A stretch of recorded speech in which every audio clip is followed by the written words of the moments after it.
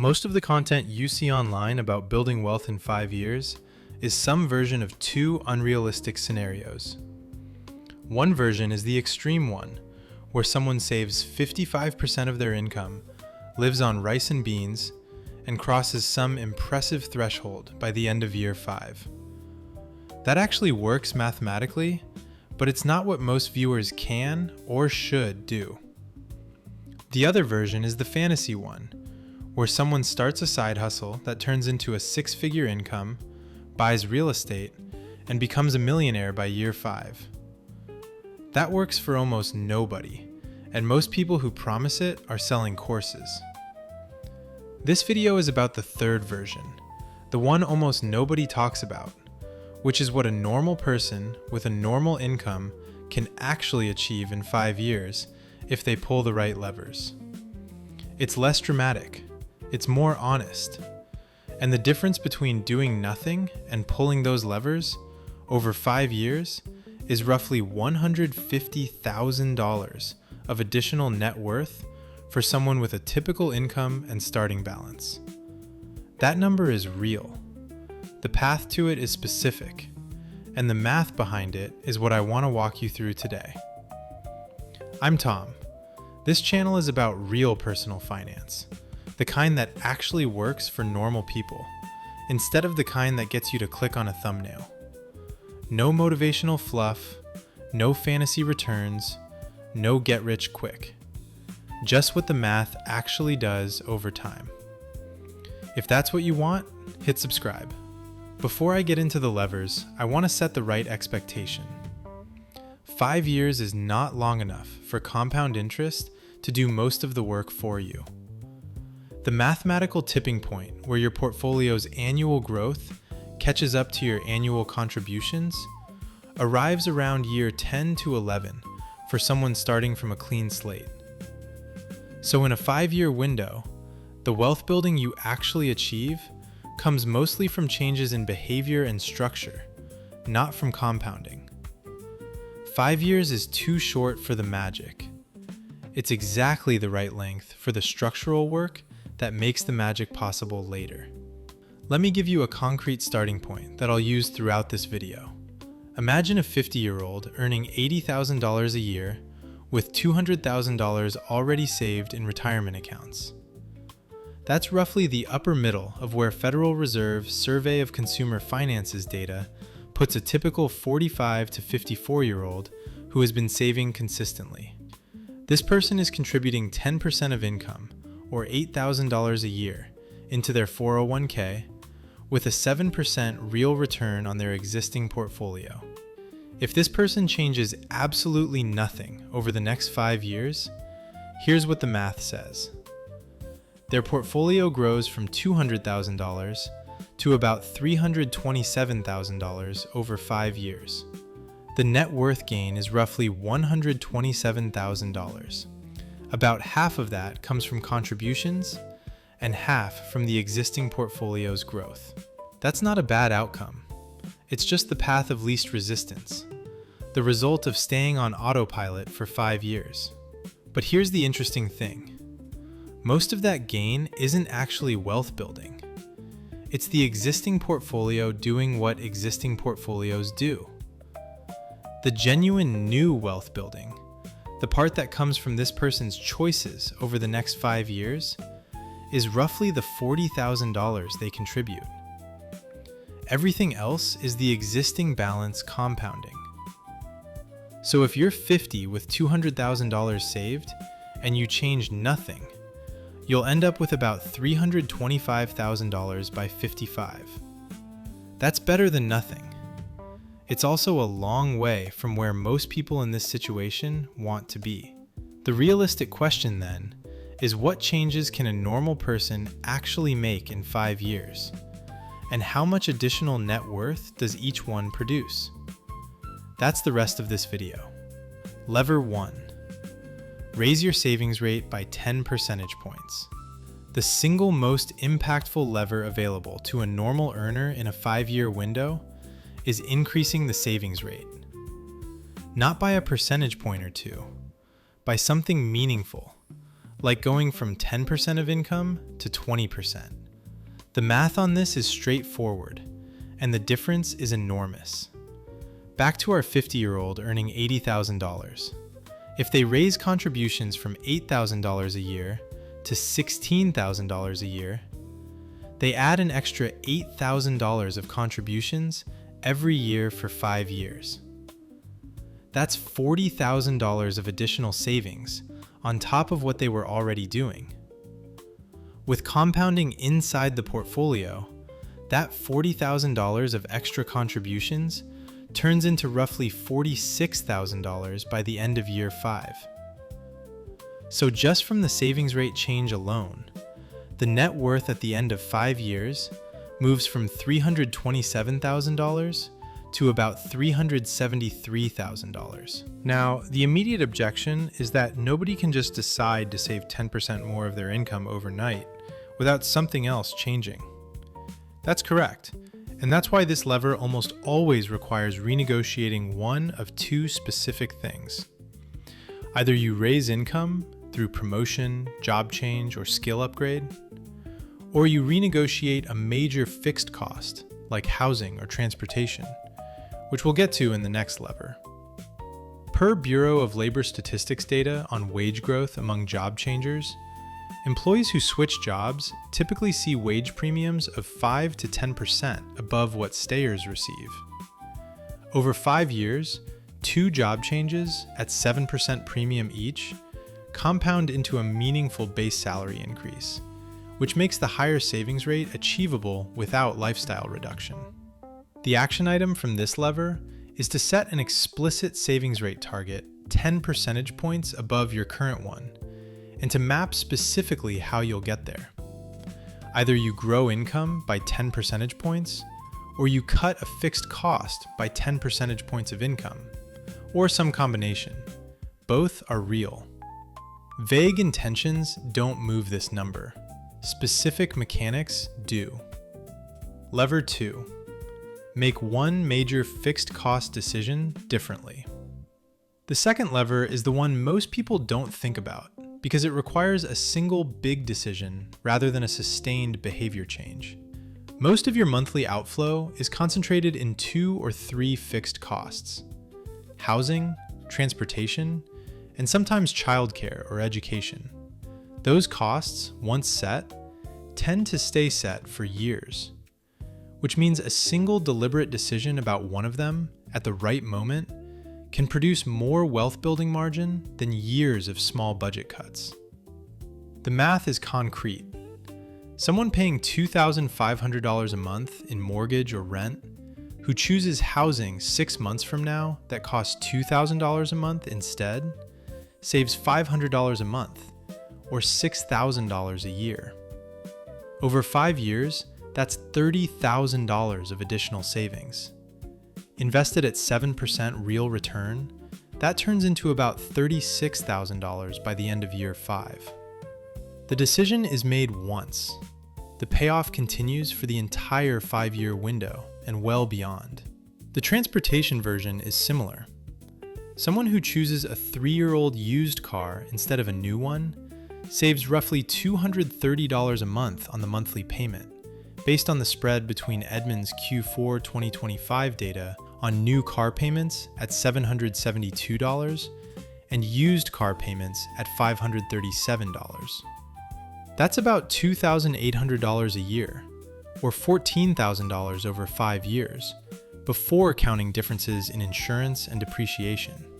One decision made once produces meaningful wealth building margin for the entire window. I'm not suggesting everyone needs to downsize their house or drive a beater.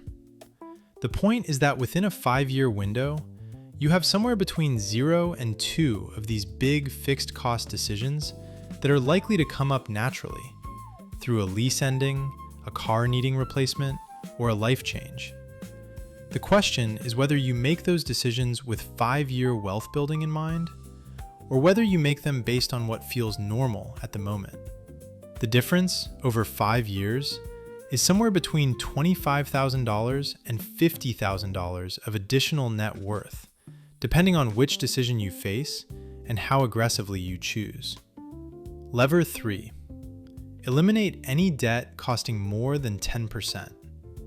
The third lever is the most clearly profitable one available to a normal earner, and the one with the most predictable payoff. Any debt costing more than about 10% annually, which in practice means credit card balances, high-interest personal loans, and some auto loans for buyers with weak credit, is a guaranteed loss against any reasonable investment return. The S&P 500's long-term real return is about 7%. A credit card at 22% APR is compounding against you at 3 times that rate. Every dollar of expensive debt is a dollar that costs more to carry than your investments earn.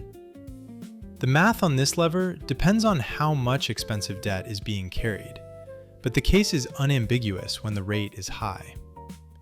My friend Tony, an IT professional in Pennsylvania, earning $90,000, paid off $11,000 of credit card debt at 22% APR over 11 months in 2024. The mechanic was simple. He stopped using the cards, redirected about $1,125 a month toward the balance, and continued his other financial habits. The compounding interest stopped working against him immediately, and the freed up minimum payments, which had been running roughly $300 a month, started routing to his 401k by month 12. Over the 5 years following payoff, that's about $20,000 of additional savings and growth that wouldn't have existed if the balance had been left to compound at 22%. The action item from this lever is to actually list your debts by interest rate and target anything above roughly 10% for elimination ahead of nearly any other financial priority, including investing additional taxable money. The math is rare in personal finance for being this clear. A guaranteed 22% return from eliminating credit card debt outperforms almost any other use of marginal dollars available to a normal earner. Lever 4. Stack the Roth IRA on top of the 401k. The fourth lever is the one most people leave money on the table on, often without realizing how much money. The IRS allows specific amounts to be contributed annually to tax-advantaged accounts, and these accounts stack. The 2026 401k limit is $24,500 for those under 50 and $31,000 for those 50 and over with catch-up contributions. The Roth IRA limit is $7,500 under 50, $8,600 over 50. The HSA limit is $4,400 for individual coverage and $8,750 for family.